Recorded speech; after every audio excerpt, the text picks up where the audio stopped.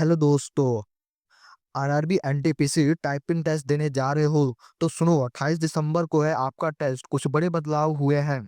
अंग्रेजी में 300 शब्द, हिंदी में 250 शब्द टाइप करना है। गलती की तो डिस्क्वालीफाई, 5% से अधिक ज्यादा गलतियां मतलब गया मौका। स्पीड कैलकुलेशन का नया फॉर्मूला आ गया है। 10 मिनट में इंग्लिश के लिए 30 वर्ड पर मिनट और हिंदी के लिए 25 वर्ड पर मिनट चाहिए।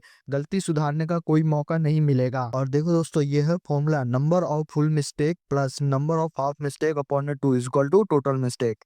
मतलब कि number of mistakes minus 5% of total number of word type is equal to final mistakes count. जितने भी आपने गलती की है उसमें से 5% आपका काट दिया जाएगा। और फिर नीचे जो दिया गया होगा उसमें आपको 10 मिनट का टाइम मिलेगा। और ये एक एग्जांपल दिया हुआ है, जैसे आपने 400 वर्ड टाइप किए हैं 10 मिनट में और 10 गलतियां की हुई है और अपॉन में 10 से उसको डिवाइड कर दिया जाएगा, तो आपका निकल जाएगा 300 वर्ड पर मिनट।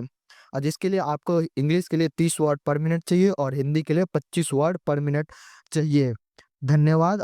वीडियो